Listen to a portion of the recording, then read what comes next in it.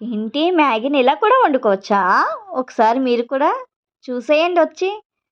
ముందుగా స్టవ్ వెలిగించి ఒక గిన్నెలో అయితే నీళ్ళైతే మరిగించుకోవాలి. నీళ్ళైతే బాగా మరిగాక ఇప్పుడు మ్యాగీనైతే వేసేసుకొని ఒక 10 నిమిషాలైతే ఉడికించుకోవాలి. చూస్తున్నారు కదా! ఈ విధంగా అయితే ఉడికించుకోవాలి. ఇప్పుడు అన్నం వార్చుతాం కదండీ! అలాగైతే ఇది కూడా వార్చేయాలి. ఇప్పుడు ఇది పక్కన పెట్టేసుకొని వార్చేసుకున్న తర్వాత ఇప్పుడు స్టవ్ వెలిగించి కళాయి పెట్టుకొని అందులో ఆయిల్ అయితే వేసుకోవాలి. పచ్చిమిర్చి ముక్కలు, ఇంకా ఉల్లిపాయ ముక్కలు, అలాగే క్యాబేజీ ముక్కలు, కొద్దిగా కరివేపాకు, కొత్తిమీర కూడా వేసుకొని బాగా వేయించేసుకోవాలి. ఒక 5 మినిట్స్ అయితే సరిపోతుంది.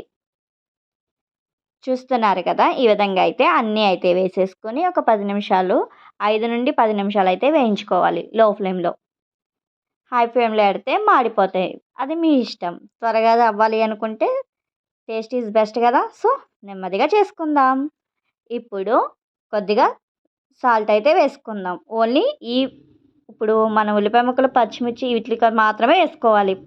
ఎందుకంటే మ్యాగీలో ఆల్రెడీ సాల్ట్ ఉంటుంది కదా! అందుకు. సో, ఒకసారి వేయించేసుకొని అప్పుడు హాఫ్ టేబుల్ స్పూన్ కారం. మీ స్పైసీనెస్ బట్టి అయితే వేసుకోవాలి ఆప్షనల్. ఇప్పుడు half table spoon chicken masala వేస్తున్నాను. గరం మసాలా కూడా వేసుకోవచ్చు. అది మీకు ఆప్షన్. చూస్తున్నారు కదా! ఒక సెకండ్ అలా కలిపేసుకొని ఇప్పుడు మనం మ్యాగీ మసాలా కూడా వేసేసుకొని ఒక నిమిషం అయితే వేయించేసుకోవాలి. ఈ విధంగా వేయించేసుకోవాలి.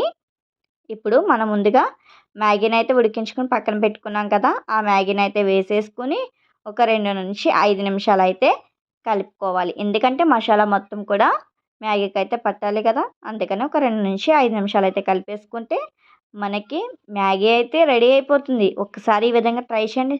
సూపరు. మరిన్ని వెరైటీ వంటల కోసం అయితే మన ఛానల్‌ని అయితే ఫాలో అవ్వండి.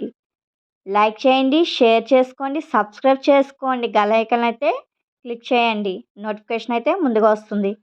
సో, ఇప్పుడైతే ప్లేట్‌లో ఇలా సర్వ్ చేసుకొని అలా పైనుంచి ఆనియన్స్, ఉల్లిపాయ ముక్కలు కట్ చేసుకొని వేసుకొని తింటుంటే ఇంకా బయట తిన్న ఫీల్ అయితే మనకి ఇంట్లోనే వచ్చేస్తుంది. ఒకసారి మీరు కూడా ట్రై చేసేయండి. Please subscribe my channel.